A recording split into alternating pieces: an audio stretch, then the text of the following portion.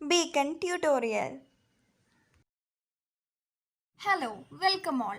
+1 ബയോളജിയിലെ first chapter the living വേൾഡിലേക്ക് എല്ലാവർക്കും സ്വാഗതം. അപ്പോൾ നമ്മൾ ഇന്ന് ഇമ്പോർട്ടൻറ്റ് പോയിന്റ്സ് ഒക്കെ കവർ ചെയ്തിട്ടാണ് പോകുന്നത്. കാരണം വീഡിയോൻ്റെ ലെങ്ത് നമ്മൾ കൺസിഡർ ചെയ്യണം. അതുകൊണ്ട് തന്നെ പെട്ടെന്ന് ഇമ്പോർട്ടൻറ്റ് പോയിന്റ്സ് ഡിസ്കസ് ചെയ്ത് പോവാണ്.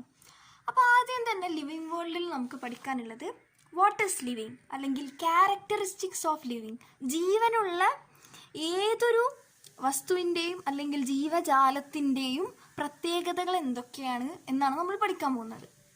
അപ്പം ആദ്യത്തെ പ്രത്യേകത എന്ന് പറഞ്ഞാൽ ഓൾ ലിവിങ് ഓർഗാനിസം ഗ്രോത്ത് ആണ് ആദ്യത്തെ ക്യാരക്ടറിസ്റ്റിക്സ്. നിങ്ങൾക്ക് വേണമെങ്കിൽ ക്ലാസ്സിൻ്റെ ഒപ്പം തന്നെ നോട്ട് ചെയ്തി പോവാം. അപ്പം ലിവിങ് ഓർഗാനിസത്തിൻ്റെ ആദ്യത്തെ ക്യാരക്ടറിസ്റ്റിക് ഗ്രോത്ത് ആണ്. ജീവനുള്ള എല്ലാ വസ്തുക്കളും വളരും. ഇനി രണ്ടാമത്തെ ക്യാരക്ടറിസ്റ്റിക്സ് റീപ്രൊഡക്ഷൻ ആണ്. പ്രത്യുൽപാദന ശേഷി ജീവനുള്ള എല്ലാ വസ്തുക്കളുടെയും രണ്ടാമത്തെ ക്യാരക്ടറിസ്റ്റിക് ആണ്.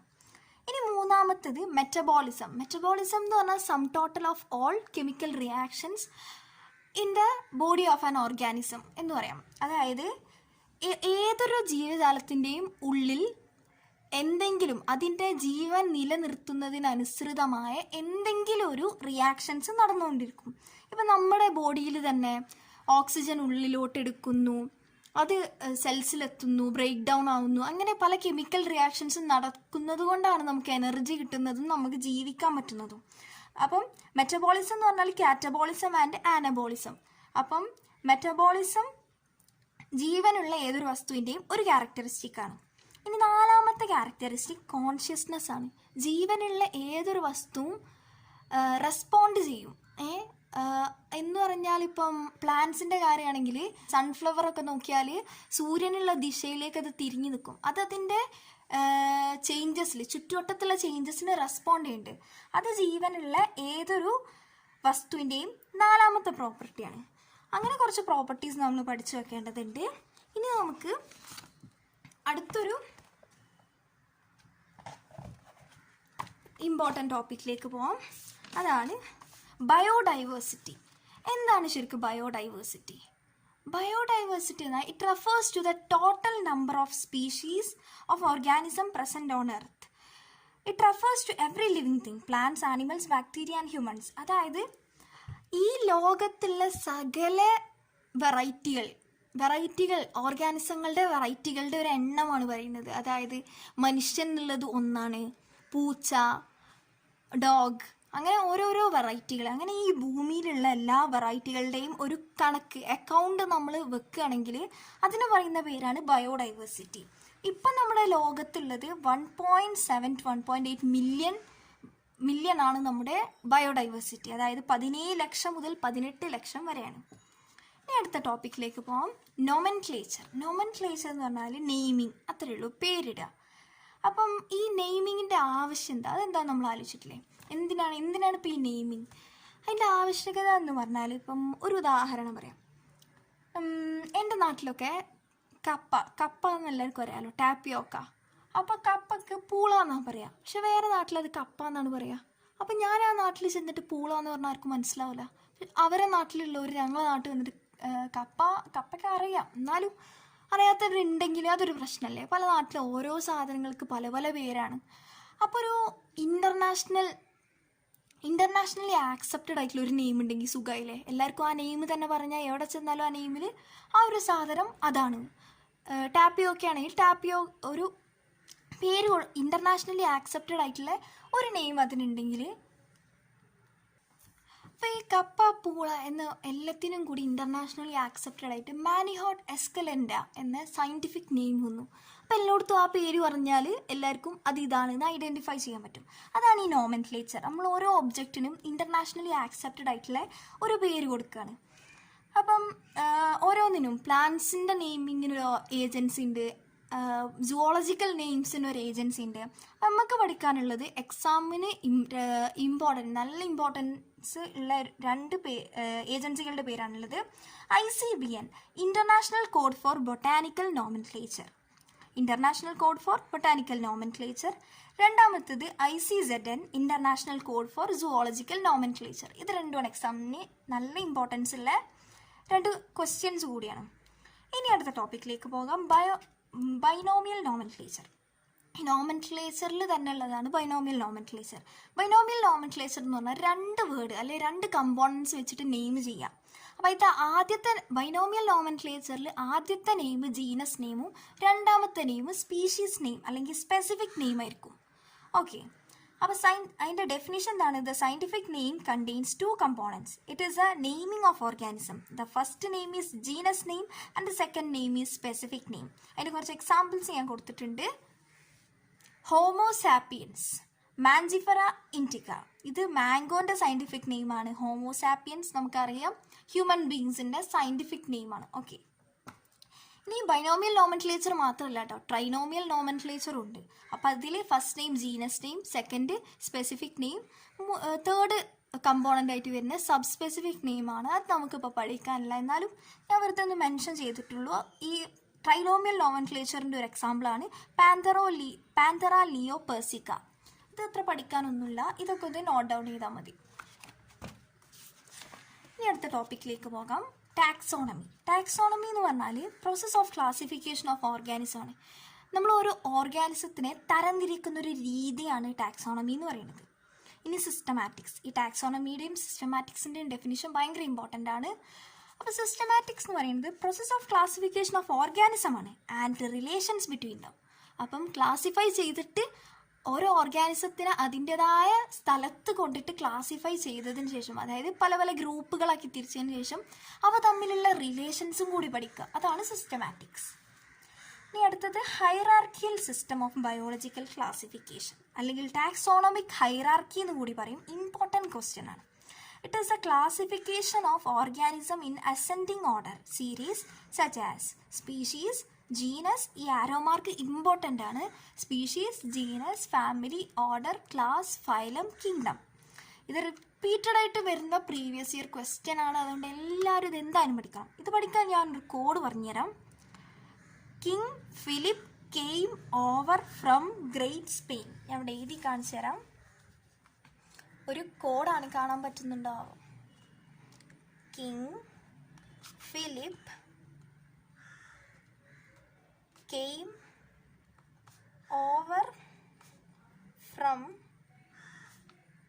Great Spain. അപ്പോൾ ഈ ഒരു കോഡ് പഠിച്ചാൽ kingdom, phylum, class, order, family, genus, species. അപ്പോൾ ഇത് പഠിച്ചാൽ ഒരു ഇതിൽ King Philip came over from great Spain എന്നെടുത്ത് ഞാൻ ഇട്ട ആരോ മാർക്ക് പെട്ടെന്ന് തെറ്റിപ്പോയതാണ്. അങ്ങനെയല്ല കേട്ടോ, ആദ്യം എഴുതിയ species, genus, family, order, class, phylum, kingdom, അതാണ് കറക്റ്റ് വരുന്നൊരു ക്വസ്റ്റ്യൻ തന്നെയാണ്. ഇനി അടുത്തത് ഈ ഓരോ ക്ലാസിഫിക്കേഷനിൽ ഓരോ കാറ്റഗറിയും kingdom, phylum, family, order, each category is called taxon എന്നാണ് പറയുക. പ്ലൂറൽ ടാക്സ എന്നാണ്. ടാക്സോൺ എന്നാണ് ഓരോ കാറ്റഗറിയും, ഫാമിലി, ഓർഡർ, അങ്ങനെ ഓരോ കാറ്റഗറിനെയും നമ്മൾ വിളിക്കുന്നത് എന്ത്? ടാക്സോൺ എന്നാണ്. ശരിക്കും ഈ കിങ്ഡം, ഫൈലം, ഓർഡർ എന്താണെന്നറിയോ? കിങ്ഡം എന്ന് പറഞ്ഞാൽ നമ്മൾ പ്ലാന്റ് കിങ്ഡം എന്ന് കേട്ടിട്ടുണ്ട്, ആനിമൽ കിങ്ഡം എന്ന് കേട്ടിട്ടുണ്ട്. ഇത് പറഞ്ഞാൽ ഫസ്റ്റ് കിങ്ഡത്തിൽ ഒരുപാട് തരം ഫൈലംസ് ഉണ്ടാവും, പല പല തരം ഫൈലം ഉണ്ടാവും. ഓരോ ഫൈലത്തിലും പല പല ക്ലാസ്സുകൾ ഉണ്ടാവും. അങ്ങനെ ഓരോ ക്ലാസ്സിലും പല പല ഓർഡറുകൾ ഉണ്ടാവും. ഇപ്പോൾ ഒരു ഉദാഹരണത്തിന് ഒരു ഓർഡറിൻ്റെ പേരാണ് കാർണിവോർസ്. ഇത് ഡോഗിൻ്റെയും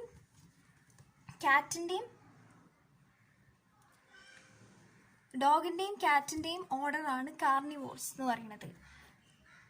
ഇനി അടുത്ത ഫാമിലി. കാർണിവോർസിൽ ഒരുപാട് ഫാമിലി ഉണ്ടാവും. അതിലൊരു ഫാമിലിയാണ് ഫെലിഡേ, അതാണ് കാറ്റിൻ്റെ ഫാമിലി. പിന്നെ കാനിഡേ, ഡോഗിൻ്റെ ഫാമിലി. അങ്ങനെ പല പല ഫാമിലികളും ഈ ഒരു ഓർഡറിലുണ്ടാവും. ഇനി ഫെലിഡേ എന്ന് പറയുന്ന ഈ ഒരു ഫാമിലിയിൽ പല പല ജീനസുകൾ ഉണ്ടാവും. ഒരു ജീനസാണ് ഫെലിസ്. ഡോഗിൻ്റെയിൽ വരുന്ന ജീനസാണ് കാനിസ്. ഓക്കെ, അപ്പം ഒരു കിങ്ഡത്തിൽ ഒരുപാട് ഫൈലം ഉണ്ടാവും. ഒരു ഫൈലത്തിൽ ഒരുപാട് ക്ലാസ്സുകൾ ഉണ്ടാവും. ഓരോ ക്ലാസ്സിലും പല പല ഓർഡറുകൾ ഉണ്ടാവും. ഒരു ഓർഡറാണ് കാർണിവോർസ് എന്ന് പറയുന്ന ഓർഡറിൽ ഒരുപാട് ഫാമിലീസ് ഉണ്ടാവും. അതിലൊരു ഫാമിലിയാണ് ഫെലിഡേ, മറ്റൊരു ഫാമിലിയാണ് കെനിഡേ. അതിൽ ഫെലിഡേയിൽ ഒരുപാട് ജീനസുകൾ ഉണ്ടാവും. ഫെലിഡേത്തെ ഒരു ജീനസാണ് ഫെലിസ്, കാനിഡേത്തെ ഒരു ജീനസാണ് കാനിസ്. ഇനി ഈ ജീനസിൽ വരുന്ന ഒരു സ്പീഷീസാണ് കാറ്റ്. ഫെലിസ് കാറ്റ്, കാനിസ് ഡോഗ്. അപ്പം ഇങ്ങനെയാണ് ആ ഒരു ക്ലാസിഫിക്കേഷൻ വരുന്നത്. അതൊരു ഐഡിയ കിട്ടാൻ വേണ്ടിയിട്ട് വെറുതെ പറഞ്ഞതാണ്. ഇനി ടാക്സോണമിക് അതിലേക്ക് പോകുന്നതിൻ്റെ മുമ്പ് ഓരോന്നിൻ്റെയും ഡെഫിനീഷൻ പഠിച്ചു വെക്കണം. ഈസിയാണ്. നമ്മൾ സ്പീഷീസിൻ്റെ മാത്രം ഡെഫിനീഷൻ പഠിച്ചാൽ ബാക്കിയൊക്കെ ഈസി ആയിട്ട് പഠിക്കാവുന്നതേ ഉള്ളൂ. സ്പീഷീസ് എന്ന് പറയുന്നത് group of organism having fundamental similarities. Group of organism having fundamental similarities ആണ് സ്പീഷീസ് എന്ന് പറയുന്നത്. ഇനി ജീനസ് എന്നാൽ it is a taxon just above the species. സ്പീഷീസിൻ്റെ തൊട്ട് മേലുള്ള ഒരു ടാക്സൺ ആണ് genus. Genus is a taxon just above the species. It contain closely related species. Okay, അപ്പോൾ ഫെലിസ് എന്ന ജീനസിൽ ഉണ്ടാവുക ക്ലോസ്ലി റിലേറ്റഡ് കാറ്റ് പോലെയുള്ള മറ്റ് കാറ്റിനോട് സിമിലർ ആയിട്ടുള്ള മറ്റു പല ഓർഗാനിസംസ് ആയിരിക്കും ജീനസിൽ ഉണ്ടാവുക. അപ്പം അങ്ങനെ നമുക്ക് ഓരോന്നിൻ്റെ പേര് പറയാം. ഫാമിലി എന്ന് പറഞ്ഞാൽ എന്താണ്? It is a taxon just above genus. It contain closely related genus. അങ്ങനെ റിലേറ്റ് ചെയ്ത് നമുക്ക് പറയാൻ പറ്റും. ഈ ടാക്സോണമിക് എയ്ഡ് ആണ് പറയാൻ പോകുന്നത്. Taxonomic aid 1 herbarium, 2 zoological park, 3 botanical garden, 4 museum, 5 flora, 6 manuals, 7 monographs. Okay, herbarium എന്ന് പറയുന്നത് നമ്മളൊരു പ്ലാന്റിനെ എടുത്തിട്ട് ഒരു ബുക്കിൻ്റെ ഉള്ളിലോ അടിച്ച് പരത്ത് ഒരു ബുക്കിൻ്റെ ഉള്ളിലൊക്കെ വരച്ച് അതിനെ ഡ്രൈ ചെയ്തതിന് ശേഷം സൂക്ഷിക്കുക. അതിന് പറയുന്ന പേരാണ് ഹെർബാരിയം. നിങ്ങൾക്ക് ഡെഫിനിഷൻ കാണാൻ പറ്റുമല്ലോ. Plant specimens which are dried, pressed and mounted on a paper sheet and labeled and arranged on the basis of an accepted system of classification. അതായത് ഒരു പ്ലാന്റിനെ ഒരു പ്രസ് ചെയ്തിട്ട് അതിനെ ഡ്രൈ ചെയ്തിട്ട് ഒരു പേപ്പറിൽ ഒട്ടിച്ചു വെക്കും. എന്നിട്ട് അതിൻ്റെ ഞാൻ വരക്കാം.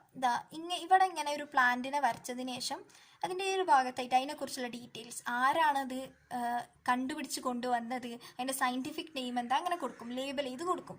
അതാണ് ഹെർബാരിയം എന്ന് പറയുന്നത്. ഹെർബാരിയം ഷീറ്റ്സ് എന്നും പറയും. ഇനി സുവോളജിക്കൽ പാർക്ക് നമുക്കറിയാം. Zoo, different species of living animals are preserved. Botanical garden, living plants of different species are maintained. ജീവനുള്ളതിനെയാണ് ബൊട്ടാനിക്കൽ ഗാർഡനിലും സുവോളജിക്കൽ പാർക്കിലും. സുവോളജിക്കൽ പാർക്കിൽ ആനിമൽസ് ആണ്, ബൊട്ടാനിക്കൽ ഗാർഡനിൽ പ്ലാന്റ്സ് ആണ്. In museum different species of plant and animal specimens are maintained. Different species of plant and animal specimens ആണ് മ്യൂസിയത്തിൽ store ചെയ്യുന്നത്. ഇതൊക്കെ ഇമ്പോർട്ടൻറ്റ് ക്വസ്റ്റ്യൻസ് ആണ്. ഈ ഡെഫിനിഷൻസ് ഒക്കെ അങ്ങനെ തന്നെ ബൈ ഹാർട്ട് ചെയ്ത് പഠിക്കണം. ഇനി ഫ്ലോറ എന്ന് പറയുന്നത് it is the actual account of habitat and distribution of plant in N area. അതായത് ഒരു ഏരിയയിലുള്ള പ്ലാന്റ്സിൻ്റെ എണ്ണം, ഏതൊക്കെ ടൈപ്പ് ഉണ്ട്, അതിനെക്കുറിച്ചുള്ള ഡിസ്ക്രിപ്ഷൻ, അതാണ് ഫ്ലോറ എന്ന് പറയുന്നത്.